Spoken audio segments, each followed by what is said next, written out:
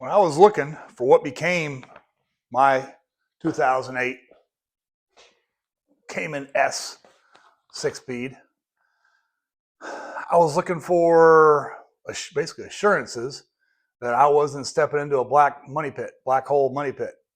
Because it seems, looking through the Planet Nine, Ren, whatever forums, that there's a significant pay to play threshold for these cars. You get one of these cars, you got to pay for it.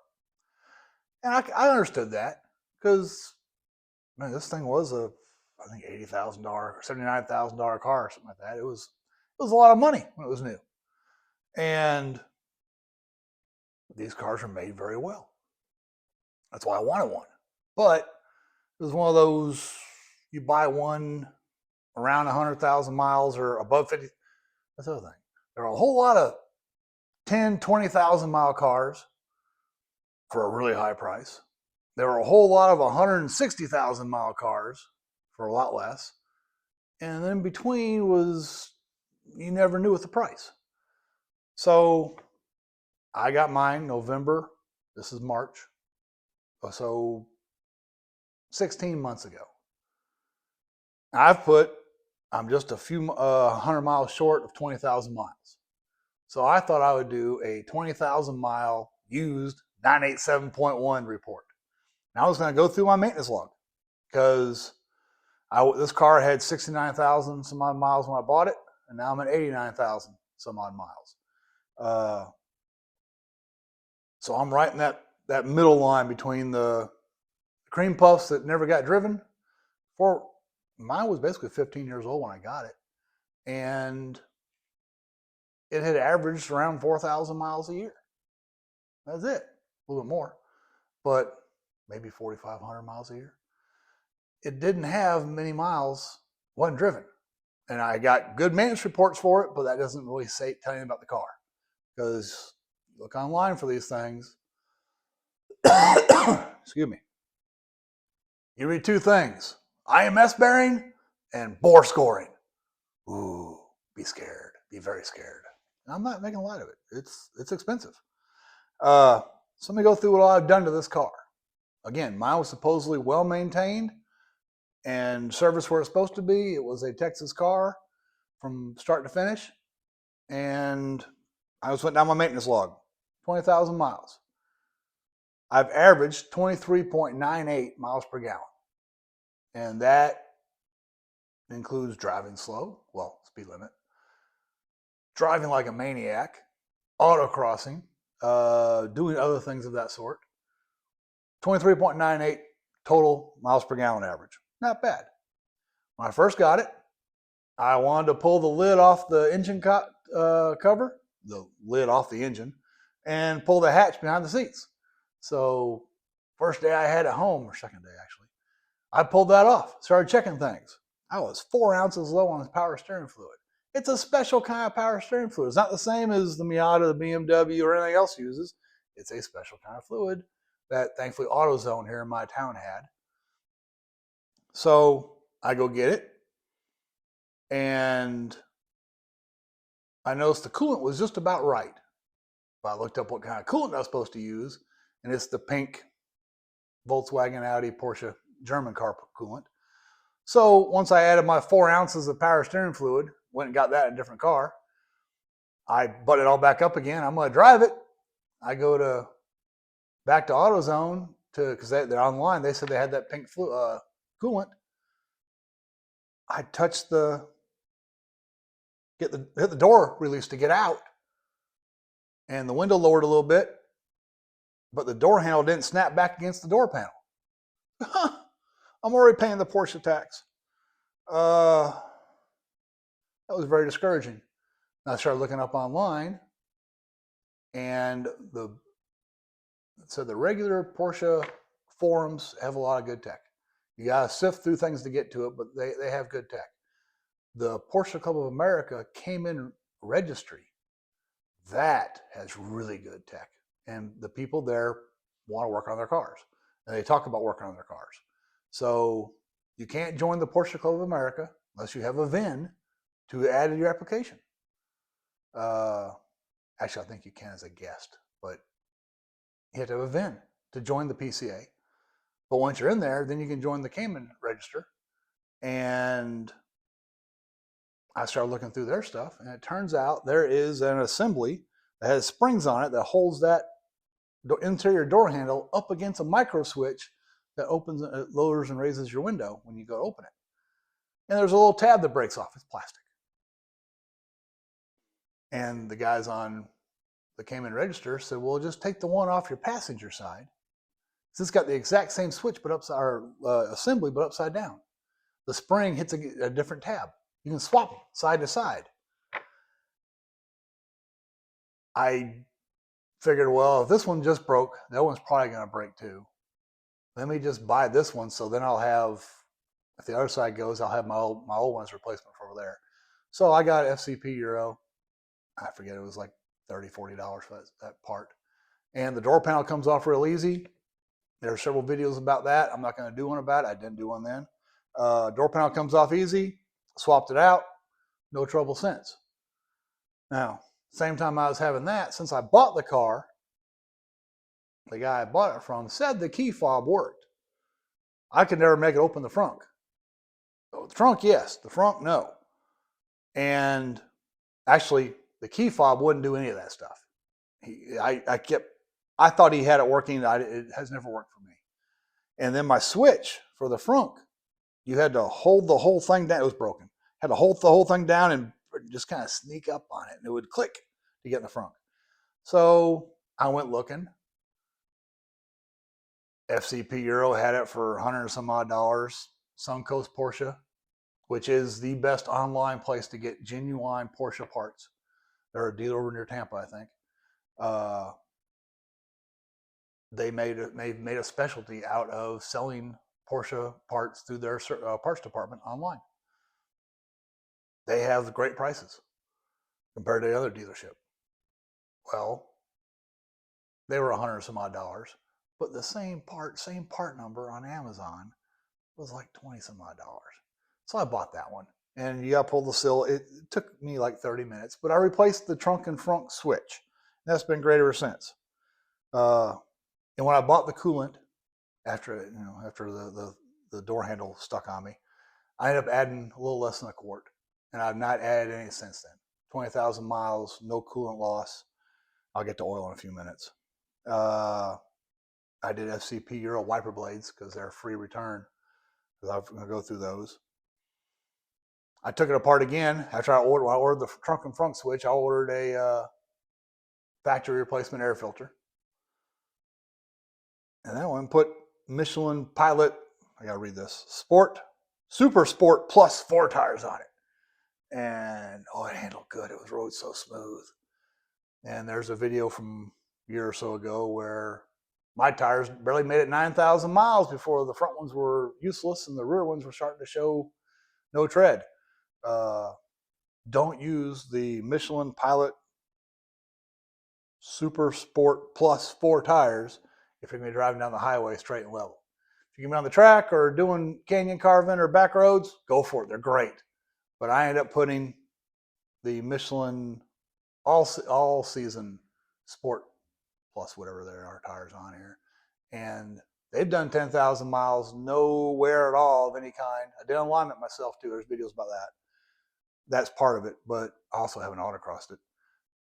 The all-season tires, I can drive the car in the wintertime, the little winter we have here in Central Texas, but they handle just as good, and they are just as smooth going down the highway. I'd say save the money on the Super Sport tires and get the all-seasons. I also replaced the passenger compartment air filter. I said my key fob didn't work right. And I called up the local Porsche store, 60 miles away. Oh yeah, I think it was $400 for the key, another $300 for the fob, and then they'll assemble them together for you for free, but then you got to pay them another $165 to program it to your car. It was a $1,000 key time it was all done. So if you look at one of these cars, have two keys. because if you only got one key and you want another one, it's going to cost you. The Porsche tax. I replaced the battery because it was 5 years old. Those things I knew about going in. Tires I knew about. I actually talked the guy down $1,500 just for the tires when I bought the car because the date code was 6 years old. Something that around here seems to be a brand new problem, but the rest of the country probably is an age-old problem. 3 years ago, 21, Central Texas, all of Texas, had a huge cold spell. A week with snow, ice, really bad cold, and it didn't get above freezing for a couple days. Everybody's windshield washer, reservoir, and pumps all stopped working. So you buy a used car in this part of Texas, and it was someone didn't have actual, sub-zero window washer fluid in there. The pump is bad. My pump was bad. I found out when I drove the car home for the first time, 200 miles from the Dallas area. Excuse me. I had a bunch of bugs, and nothing happened. Doing no noise, nothing. Just smearing the bugs with the wipers. And yes, you look at the car behind me. There are bugs on it. I drove in the rain the other day and got bugs on the way home because it was all humid. I'm going to drive in the rain again on Thursday. We got rain coming, so I'm not going to wash it till after that. That seems to be a bugaboo with people with these cars. You should never leave home unless the car is spotless. Well, I can see that, but there's also common sense. And this car is so much fun to drive. We drive it all the time. I drive this car more than any other car we have. So I got 20,000 miles in 16 months. So it's not perfectly clean. Now, part of that 20,000 miles in 16 months, I did a video about this a year or so ago, was we drove the car over the mountains in Carolina. And we did the Tail of the Dragon. We did all that stuff over there. It was a blast. It was super comfortable. 2 people, all our gear for a week's worth of staying out somewhere. We bombed down the highway at whatever speed we could run. And then we hit the back roads and thoroughly enjoyed it. This car is, in my opinion, a great touring car. We really wanted to take the Miata for that trip. But we started looking at putting our baggage in. We couldn't fit. This thing here with the trunk, the frunk, and the engine cover, you got a lot of space. And it worked out very, very well. This is our long trip car now. If we're not going camping on the mountains, we're taking this. No, even camping in the mountains we might. But if we're not going to be off-roading, otherwise the cow dog goes. I did a video about the radiator intakes. There's nothing to stop bugs and rocks from coming in and destroying your AC condenser and your radiators. And leaves and bugs. So radiator grill store inserts. Now I mentioned the Porsche Club of America, PCA. I'm on their mailing list. It's the Hill Country Blue Bonnet, I think is the name of it. Blue Bonnet PCA, Blue Bonnet chapter. I bought the car early November. Get an email around Thanksgiving about, hey, we're going to have a Christmas light tour, driving tour. That'd be fun. So we signed up for it. We met other side of Austin, had this driver briefing about we're not going to speed, we're not going to pass people, we're going to drive respectful. I had not driven that car that fast until that 45-mile drive. That was a lot of fun. Just bombing along. And the PCA people are great. Let's see. Then it was time for my oil. The oil had just been changed when I bought it. I put in Liqui Moly 540. I think it's 540. And the Miele filter, 8 quarts. And the thing had not used any oil for that first 5,000 miles. And I'm doing 5,000-mile oil changes because everything you read, even from the guys, yes, of course, the guys selling you new engine parts are going to say, change your oil off early and often. Otherwise, you come pay me $25,000 for a new engine. But that seems to be the general consensus. It's 5,000 miles with synthetic and good oil and good filter. So I've been doing that. Not long after that, my passenger door window regulator. When you open the doors, either door, the windows go down about a 1/4 inch to clear the weather stripping. And when you close it, they go back up again. Well, ever since I got in the car, that thing had the passenger side window would make metallic noises. I knew something was going with it. And it's the same basic assembly as a BMW window regulator. I've already had live with those. So I knew it was going to go soon. And it also, anytime you raise the trunk, the window goes down about 2 inches. And I thought, why would it do that? I tricked it one day into going back up again. Then I closed the trunk. The trunk won't close with both windows up. It really will not. You cannot just, it won't close. The air pressure is too much. So the window has to be down for that. I changed that window regulator out. The vents in the dash, you got a little you can adjust them up and down, left to right. Well, there's a little bitty plastic piece about 3 inches long that holds all the vanes together. Cheap little plastic piece, and it fell apart. And on my wife's side, passenger side, 2 of the vanes were blocking airflow. She requires cold AC at all times. So I found a couple of vents on eBay. I don't know, $40, $50. Bought them, actually, about 4 vents. And I was going to swap them out. But there's a plug on there, so your little open-closed wheel has a little white line. At night, it's lit up. There's a plug in there to light that line up. And that plug was buried. It was going to be pull the whole dash off or don't pull the vent out. So I have a set of old surgical long pliers. I'll think of it in a second. Surgical tools, and I was able to get in there and they lock, and forceps. And I did surgery inside the thing, pulled the pieces that were broken out, practiced on one of the vents on the side, did it back there again, kind of a ship in the bottle thing. But I got the vents all right. That would have cost a lot having somebody else do it. Because I wanted to do track days, and you have to have a fire extinguisher. I got on, I think it was eBay.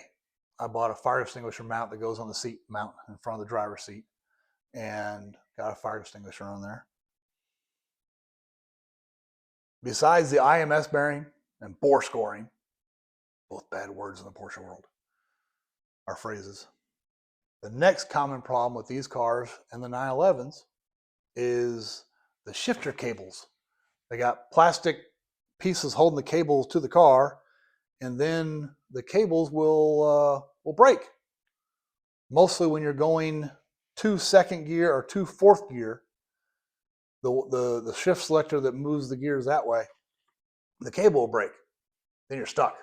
Whatever gear you're in, or neutral, you're stuck unless you know how to get down there and have somebody move it the shift handle left to right.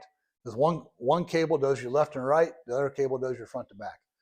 And then you got to figure out the right gear when they're holding in the right spot to get home again. And compared to the Miata, the shifter was very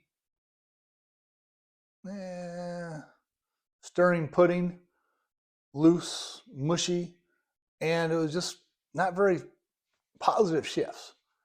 So I spent the money. I got the aluminum framed, basically, everyone says rifle bolt sound, rifle bolt quality. That's what it is. It's like on a bolt for a rifle. That's how the numeric shifter feels and sounds when you shift. And it makes noises. It's kind of neat. Never driven a Ferrari with the shift gate, but I'll bet the is kind of similar. Put the cables on. I put it on the middle. There's 3 holes you can put the shifter on for height.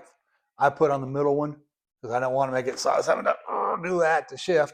I want a little bit better than stock, and it was a lot better than stock. Middle selection and a lot better than stock. I had to have the car up in the air to get under the transmission to do that, so I went ahead and changed out the gear oil. I use Mobil 1 Delvac 7590 gear oil. If you're looking on Amazon, there's a company that sells that stuff. There's a picture of a gallon jug for like $30. But in the very small fine print, it says 1 quart. but the picture says 1 gallon. Don't fall for it. Need a gallon. A little bit less than a gallon, really. It's like 0.9 of a gallon. I did that, and the old stuff came out great. I did the numeric shifter and the gear oil before the PCA Hill Country driving tour. That was a blast. Went and stayed at a town in the Hill Country. I did a couple of videos about all the Porsches gathering at the parking lot hotel for the hotel. They put us into 10-car run groups. Same kind of thing. Briefing. We're not going to pass people. We're not going to speed. We're not going to do that. We were leaving that town going well over the speed limit, and our run group goes right by a county sheriff. He just waves at us. We're right lined up behind each other, 10 cars. It was a blast. We did almost 300 miles that day, driving through some really great hill country roads. Did the Twisted Sisters. If you're looking for fun in the Western Texas, FM 336, 337, 338, the Twisted Sisters. It was a lot of fun.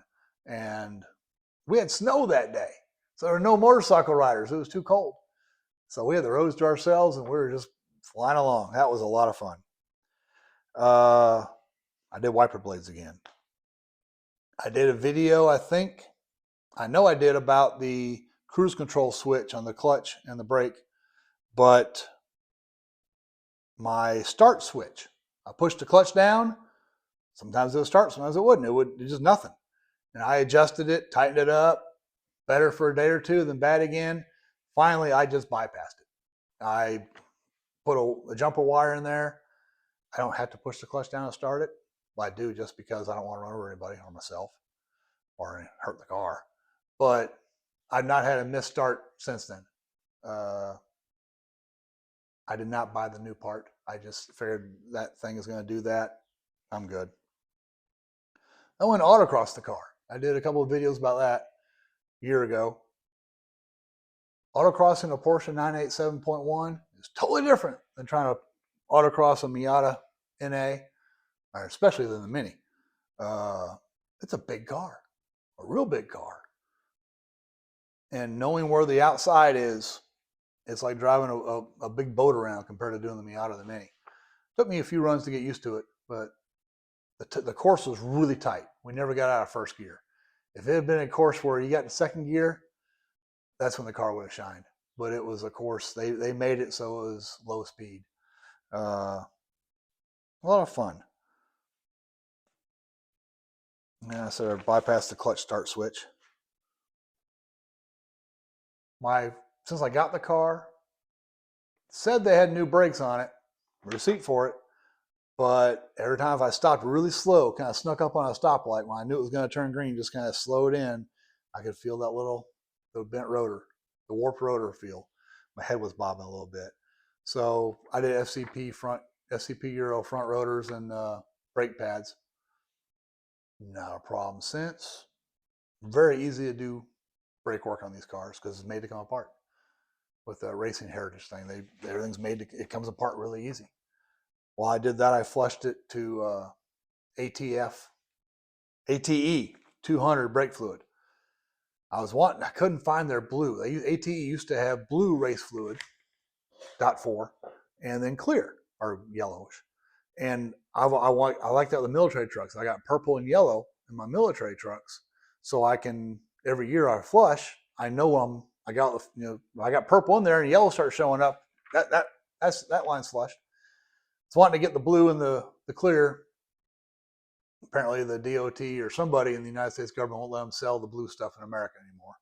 So I will probably go to Endless, I think it's RF 600, their brake fluid next time I do my flushes come up in another 6 months or so, when I change the rear pads and rotors. But brakes in this car, very linear. As in, you push a little bit, you stop a little bit. You push really hard, it'll try to throw you out the windshield. It's not like a normal car that has, you wiggle your toe a little bit and you got 50% brake pressure. Now, you have to give 50% pressure to get 50% brakes. So if you're test driving one of these, the clutch is kind of heavy to push and the brakes feel kind of dead. Get on them. get some heat in them, they stop really, really good. Another oil change, back with Liqui Moly. Like FCP Euro has, I think, $110 for 8 liters and a filter. Good deal. All season sport 4 tires. I did a video about replacing the clutch cruise control switch for the clutch. And then I did the brake switch because the cruise control is still cutting out in 6th gear below 45 miles an hour. And it got better. I did a video how it was better, but it still happened every now and then. Then I figured it out. If I even downshifted and got down to 30 miles an hour in 5th, it would do the same thing.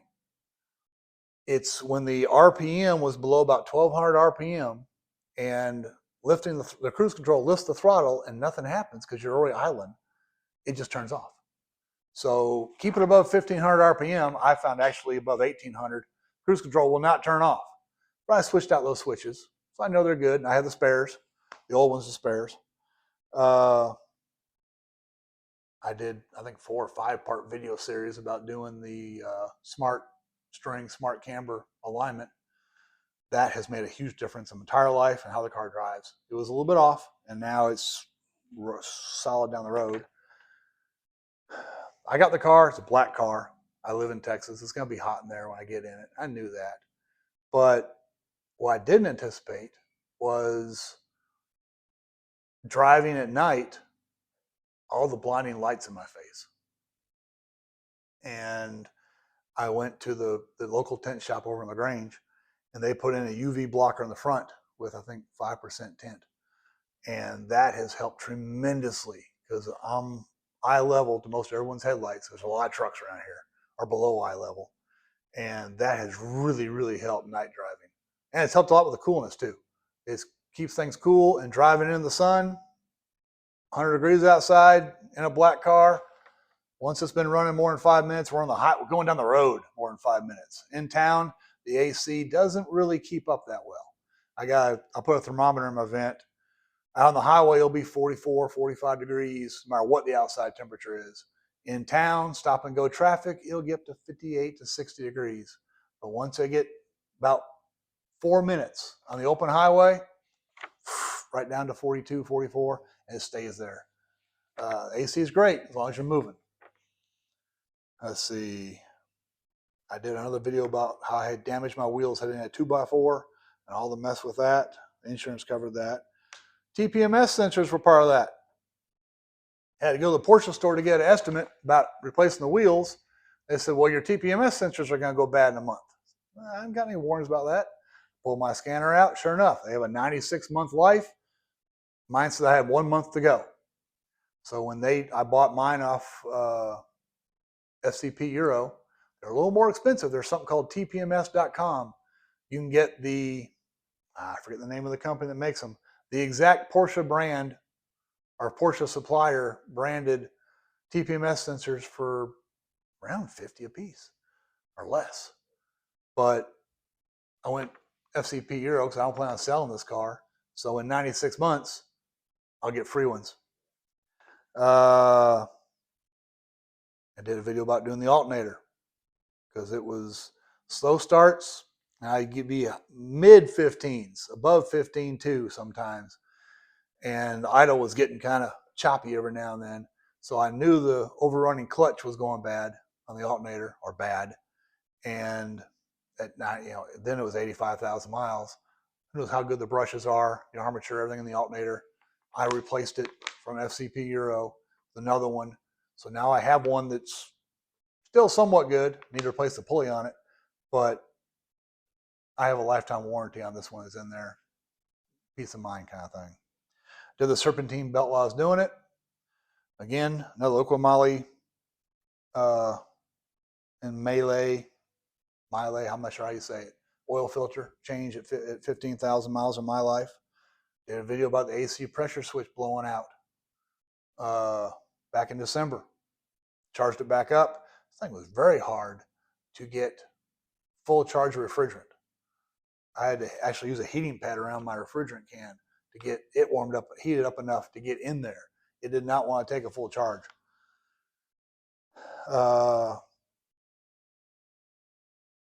I'm going to do my next oil change in a couple hundred miles, trying to keep it exactly at 5,000 mile intervals. And I'm going to switch over to driven oil, driven DT40. It's one of those, we'll see how it goes. There's a lot of guys who swear by Mobil 1. FCP Euro swears by Liqui Moly, I guess because they're sponsoring whatever. I'm going to try driven. The story on driven is whether you're a NASCAR fan or not, you probably know that Joe Gibbs Racing has won multiple NASCAR championships in the last 25 years. And in the 90s, they had a lot of engine failures in races. And they figured out it was going back to the oil they're using. They're using off-the-shelf synthetic oil. I'm not sure what brand. I'm not trying to pick on any oil manufacturer or seller, marketer, whatever. So they started developing their own oil. And they did. Their own racing oil.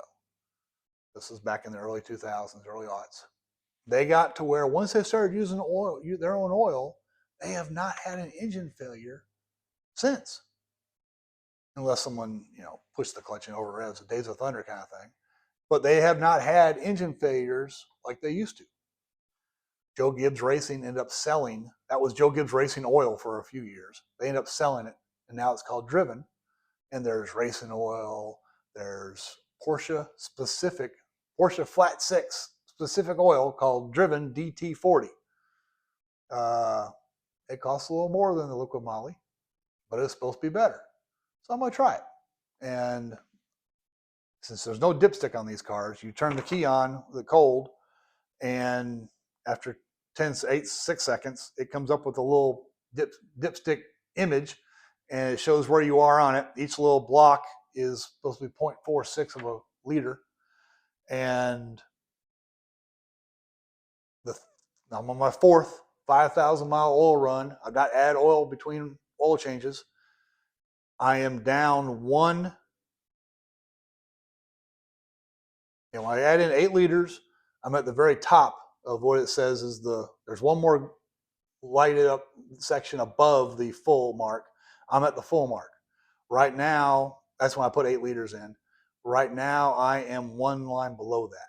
So I am the lighted section above the low mark. That's where it's been for the last 1,000 miles.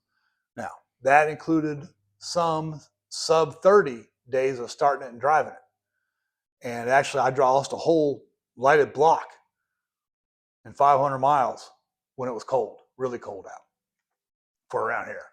So we'll see how driven does. It's supposed to have less of a wear or oil usage. Snake in a bottle, or snake oil. I don't know. Miracle in a bottle.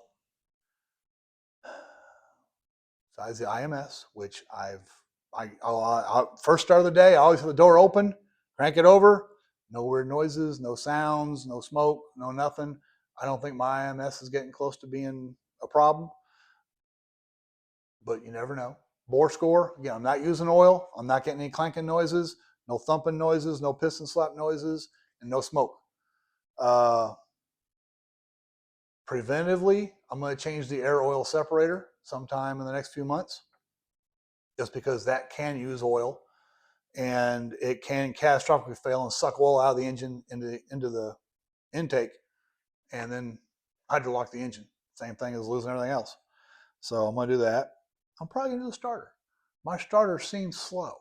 I've never driven another water-cooled Porsche, so I don't know how fast they normally crank. But it's not. It's so I don't know. Starter's got 90,000 miles on it. One of those, and if I'm doing the starter and the air oil separator at the same time, you're not working the same area. You got to take the same stuff apart to get to them. So I'm going to do them together. Like I said, change your oil every 5,000 miles, drive the car. And yes, the best explanation I ever found for these cars is it's like you bought a lottery ticket. And the chances, just like with a regular lottery, wherever you live, you buy a lottery ticket, the chances of win are pretty darn low. But when you win, you get it all. Well, you buy one of these cars, it's like buying a lottery ticket in reverse. The IMS goes, if you get bore scoring, you just won the lottery. The chances are about the same, what people online say. But when it does, you're in all the way for another 20 some odd $1,000 and an engine. If you don't like that kind of pressure on you, get a 987.2. But the price difference almost makes up for having to replace the engine in this. Whatever you want to do. And I still need to do a suspension refresh. I want to.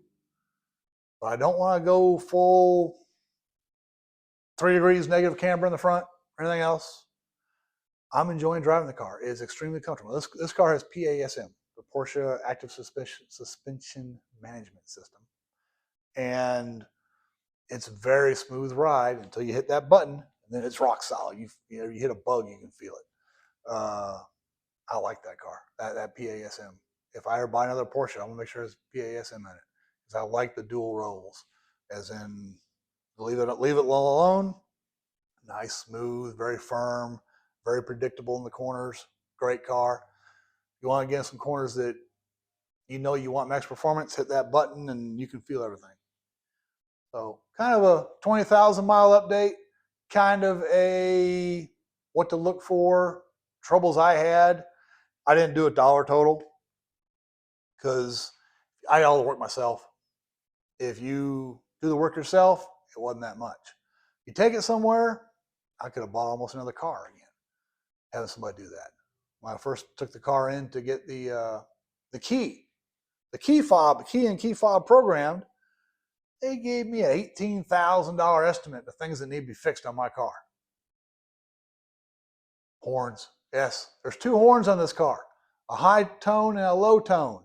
Apparently my low tone is broken. It goes dee and then go whatever.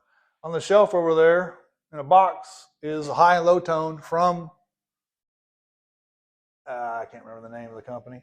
People that made the original horns, and it was $27 from Amazon. But I got to pull the front bumper off to do it, and I haven't felt like doing that lately. So that was going to be $800, I think. You do the work yourself, these cars are not that bad. They're pretty they're a blast to drive. And, oh yeah, besides the PCA events, the 3 I've been to, 4 I've been to, I hardly ever see these cars. There was one day in College Station where I saw 2 of them in a whole day of driving around, running errands up there. I saw 2 different Caymans, different models than mine, but never, it was just going by in traffic. A couple weeks ago, we were down at the Houston Medical Center. My wife had an appointment down there, and we were sitting at a light, and there was a Porsche in the front row at all 4 roads. That was kind of neat. I waved. No one waved back. I guess I was a big dork, but I thought it was kind of neat. Anyway, cars are great fun, and 20,000 mile report, things to look for when buying report.